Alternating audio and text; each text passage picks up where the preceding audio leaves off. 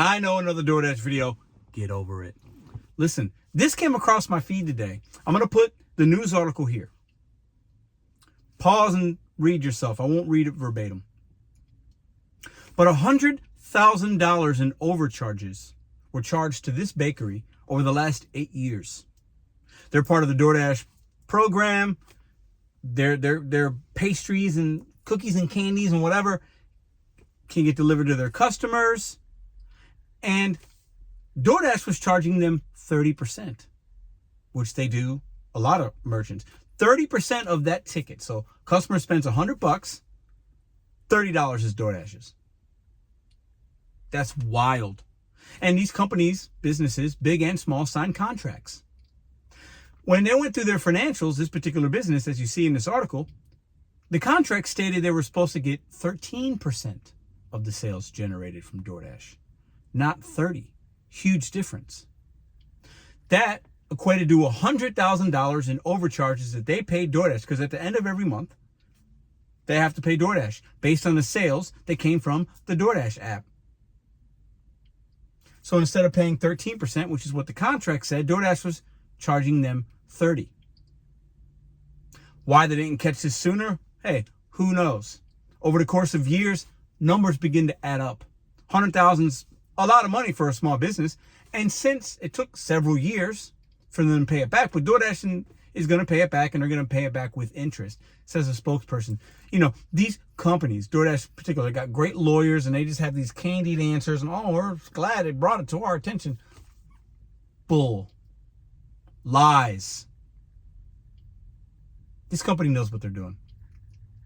They steal from drivers and say, hey, if we get caught, it's okay. We'll pay them back. We'll steal tips. Now they're stealing merchants' money, taking percentages in sneaky ways. Now, I could see if a decimal points moved here. Instead of charging them 13%, it was like a 13.1 because there was like some clerical error. 13 and 30 aren't even the same number, not even close. Not even close. I'm not sure what error could be in the system to where that would be. Maybe somebody inputted it wrong. Possibly. I think DoorDash does this. I think it started at 13%, maybe the first month or two. And then they'll change it on their end.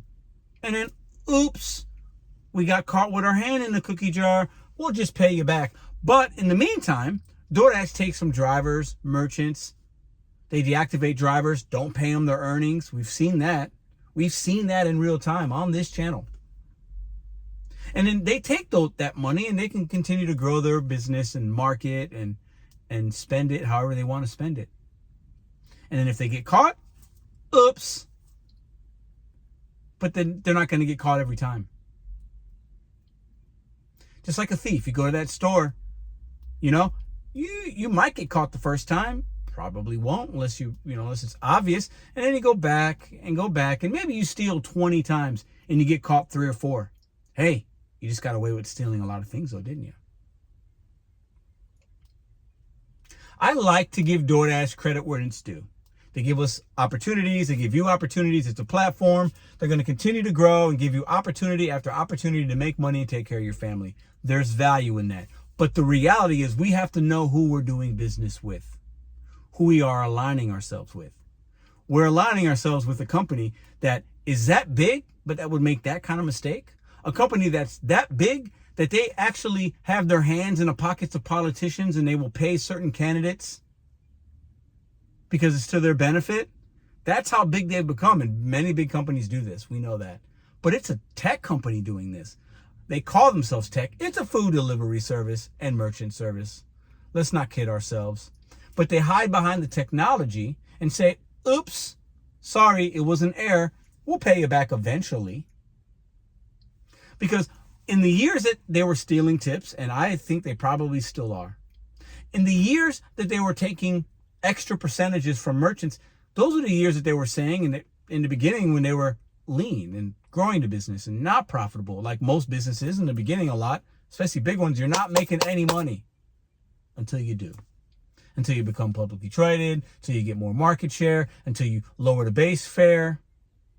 until you take, reinvent the stealings into your business, and then it pops for you. And then you can say, hey, well, we just made $1 billion, so here's 100,000, thanks. Otherwise, why would they say we're going to pay it back with interest? Only guilty people talk like that. It's wild to me. The almost 17 million they got to pay back to New York drivers. And I've talked to a few that have gotten money, some hundreds, some thousands of dollars, because they were basically taking the tips, subsidizing them, and taking some of it, and putting a tip that you did a delivery on a tip that maybe didn't have one, but they're basically just upping the base fare. They're just taking the pool of money. It was a tip pool, basically, is what DoorDash was doing, and spreading it out how they see fit, while also possibly lining their pockets. How many other merchants, if they really looked at their financials, would say, ooh, we pay too much? Or, ooh, DoorDash is charging me because of this and that? Because DoorDash can charge companies for mess ups, redeliveries. But a couple keystrokes and an AI and a tech whatever software that's put in, they could say that happened 20 times in your McDonald's, if you're a franchise owner in wherever, some region, and it only happened, they could say it happened 200 times and it only happened 20. There's extra money for them. They hide behind the technology in order to grow their business and become mighty. When it's all said and done, DoorDash is going to wind up having they're already close to 70. They'll get to 80% market share. They're going to grow and grow and grow. And they do it in part by stealing and manipulating merchants and drivers, saying, hey, if you pay us more of a percentage, we'll showcase your restaurant. So, hey, a popular, really reputable Panda Express can say, we can afford that. We'll pay you 22% instead of 20. You're going to feature us when somebody types in Chinese food in the app, and then you're going to bury the local guy, the mom and pop Chinese spot that's probably way better than Panda Express, but they can't afford the 22%. They can only afford 15%. It's crazy, man. They say they want to help the small guy, but then they take $100,000 and it takes years for them to repay it. That should happen like that. You can look at a P&L, a statement, an earnings report. You can look at that in, I don't know, a day and say, yeah, we were charging you 30 instead of 13. Here's your money right now. Because it wasn't ours to begin with. DoorDash is going to continue getting sued. Listen, I am in some ways a part of a DoorDash lawsuit because somebody's suing me for calling somebody else out and giving my opinion. More to come on that when it's time, and the time's fast approaching. But these lawsuits are going to continue to happen, and some of them are going to be right, and some of them are going to be frivolous, because when you operate a big company, you do have people that want to take advantage, and they see dollar signs. That is a fact. That's a fact. That's just how legality works sometimes. And some companies will say, I'll just pay out because it's cheaper for them. Or they just don't want all the bad PR. But at this point, DoorDash gets a mixed bag of PR. Some good, some bad, depending on your news source and if you're a driver or if you're a customer. Customers having horrible experiences on the app. People, groups, attorney generals suing on the customer's behalf for fee manipulation. It's going to continue to happen. It's never going to stop. DoorDash doesn't care. Because even as I make this video, it's not going to stop anybody from watching it, working on the app as a driver, or ordering as a consumer. And they know that. Sometimes we got to tip our hat.